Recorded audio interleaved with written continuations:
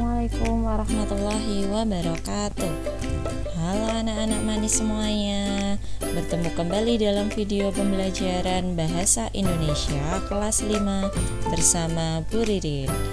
Nah, pada kesempatan kali ini anak-anak, kita akan mempelajari tentang ide pokok paragraf. Yuk coba kita lihat. Dalam sebuah paragraf tentunya ada kalimat utama dan ada yang dinamakan kalimat penjelas.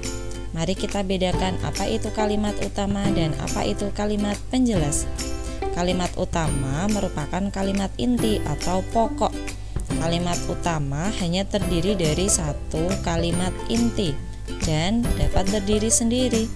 Kalimat utama ini mewakili isi bacaan secara keseluruhan serta mengandung ide pokok paragraf. Nah, ini yang paling penting nak, ide pokok terkandung dalam kalimat utama. Sementara itu, untuk ciri kalimat penjelas ini hanya merupakan kalimat pendukung atau keterangan dari kalimat utama. Dapat terdiri dari beberapa kalimat, lebih dari satu kalimat, serta tidak dapat mewakili isi bacaan secara keseluruhan. Nah, berarti bisa kita simpulkan ide pokok itu satu, inti atau hal pokok atau bisa juga disebut gagasan utama dalam sebuah paragraf. Yang kedua, ide pokok terkandung dalam kalimat utama yang diringkas atau dipadatkan, hanya diambil kata kuncinya saja. Nah, bagaimana nak cara untuk mencari ide pokok paragraf? Ingat dong, ada dua cara. Di kelas 4 kemarin kita sudah belajar. Yang pertama, cari dulu letak kalimat utamanya. Misalnya kita garis bawahi. Lalu setelah itu cari kata kunci atau inti dari kalimat utama tersebut. Bisa dengan cara melingkarinya. Sebelum ke contoh, kita harus ingat dulu letak kalimat utama di mana aja sih? Yang pertama, di awal, yaitu paragraf deduktif. Yang kedua, di akhir, yaitu paragraf induktif. Nah, kalau yang di awal dan di akhir namanya paragraf campuran. Satu lagi, kalau semua kalimatnya itu penting karena merupakan rangkaian cerita, maka paragrafnya dinamakan paragraf narasi. Nah, sekarang kita akan masuk ke contoh pertama, yaitu contoh paragraf deduktif. Kita baca yuk. Reptilia mempunyai sistem gerak yang khas. Misalnya pada ular merupakan jenis reptilia yang memiliki tulang ekor, tulang badan, dan tulang kepala atau tengkorak. Tulang badan pada ular tersusun dari ruas-ruas tulang belakang yang jumlahnya ratusan buah. Tulang rusuk ular dihubungkan dengan tulang belakang oleh otot-otot elastis. Hal inilah yang membedakan dengan vertebrata lainnya. Ular bergerak dengan merayap, yaitu dengan cara meliuk-liukkan tubuhnya pada tanah dan batu. Nah, dari paragraf ini inti pembicaraannya adalah tentang, betul sekali, reptilia mempunyai sistem gerak yang khas. Berarti paragrafnya terletak di awal untuk kalimat utamanya. Maka dari itu dinamakan paragraf deduktif. Reptilia mempunyai sistem gerak yang khas. Di situ di garis bawah merah. Setelah kita tahu kalimat utamanya, kita bisa mengetahui kata kunci atau inti dari kalimat utamanya. Apa saja kata yang penting dari kalimat utama itu? Di situ Bu Ririn sudah menuliskan dengan warna kuning. Reptilia sistem gerak khas, bisa kita gabungkan menjadi kekhasan sistem gerak reptilia. Nah, mudah bukan cara mencari ide pokok dari kalimat utama sebuah paragraf? Kalau sudah diketahui kalimat utama, otomatis kalimat yang lain merupakan kalimat penjelas. Untuk contoh yang kedua anak-anak, kita masuk ke paragraf induktif. Kita baca yuk. Pohon kelor dapat menjaga tanah agar tidak longsor dengan sistem akar yang sangat rapat. Daunnya selain sebagai sayuran juga berkhasiat untuk menjaga kesehatan. Daun kelor bisa dimanfaatkan sebagai obat penyakit herpes, alergi, dan mata.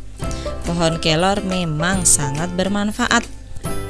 Bagaimana dengan paragraf ini, Nak? Kira-kira apa yang paling penting dibicarakan? Betul, kalimat utamanya terletak di akhir karena banyak membicarakan tentang pohon kelor memang sangat bermanfaat. Di situ terdapat kata memang yang menunjukkan bahwa kalimat itu kesimpulan dari kalimat sebelumnya. Kita tuliskan kalimat utama pohon kelor memang sangat bermanfaat. Lalu kita cari kata kuncinya. Pohon kelor bermanfaat. Boleh kita ubah, Nak, menjadi manfaat pohon kelor. Mudah ya cara mencari ide pokoknya. Untuk kalimat pendukung pastinya kalimat di atasnya karena tadi letak kalimat utama di akhir. Untuk contoh yang ketiga, kita masuk ke paragraf campuran. Mari kita baca, anak-anak. Saat ini semakin sulit untuk mendapatkan pekerjaan. Setiap orang harus berkompetisi dengan menempuh berbagai tahap. Tahap yang biasanya dilalui seperti wawancara maupun psikotes uji mental. Namun sebenarnya setiap orang bisa mencari alternatif usaha karena mendapatkan pekerjaan itu sulit. Nah, karena namanya paragraf campuran, Nak, kita bisa mengetahui ternyata inti bacaannya membicarakan tentang sulitnya mendapat pekerjaan. Maka bisa kita tuliskan kalimat utamanya ada dua, di awal dan di akhir, kita gabungkan. Setelah itu kita cari kata kuncinya. Diperoleh sulit mendapatkan pekerjaan. Dari di awal dan di akhir tadi digabung, ternyata intinya membicarakan tentang sulit mendapatkan pekerjaan. Dengan demikian, kalimat pendukungnya ada di tengah. Nah, bagaimana anak-anak? Sudah jelaskah cara untuk mencari ide pokok sekarang? Ya, mari kita coba berlatih mengerjakan soal bersama. Satu soal lagi ya. Coba kita baca, anak-anak. Gerak yang dilakukan makhluk hidup ada dua macam. Pertama, gerak beberapa bagian tubuh. Contohnya adalah saat kita mengangguk, makan, dan menggeleng. Kedua, gerak seluruh tubuh yang artinya gerak berpindah tempat. Contohnya saat kita berlari, berjalan, dan meloncat. Kalimat utamanya di mana? Betul, berada di awal karena membicarakan gerak yang dilakukan makhluk hidup ada dua macam. Lalu kita cari kata kuncinya, ditandai tulisan kuning. Gerak makhluk hidup dua macam, boleh kita gabungkan dua macam gerak makhluk hidup. Otomatis kalimat pendukungnya adalah kalimat yang lain. Nah, sudah lebih paham kan sekarang anak-anak? Coba kita buka buku paketnya, tema 1, organ gerak hewan dan manusia. Dibuka halaman 11, kita berlatih bersama yuk. Coba baca sebentar paragraf yang ada di nomor 4. Sudah? Coba garis bawahi, Nak, kalimat utamanya terletak di mana di soal itu. Setelah kalian garis bawahi, lingkari kata kuncinya. Kerjakan langsung di buku paket saja.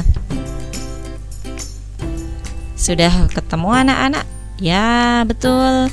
Di sini Burin sudah memberikan contoh. Kalimat utamanya di depan atau di awal, yaitu Doni gemar bermain catur. Kita lingkari kata kuncinya. Doni gemar catur. Bisa kita gabungkan Doni gemar catur. Mudah bukan? Sekarang sebagai latihan mandiri, anak-anak silahkan buka halaman 29. Di sana ada sebuah bacaan yang terdiri dari 5 paragraf. Coba kalian cari kalimat utamanya dengan cara digarisbawahi, lalu dilingkari kata kuncinya. Foto hasil pekerjaan, lalu kirimkan ke Teams. Jangan lupa at work lalu turn in. Selamat belajar, sampai bertemu kembali pada video pembelajaran berikutnya anak-anak. Aku pasti bisa. Sehat dan semangat selalu ya. Wassalamualaikum warahmatullahi wabarakatuh.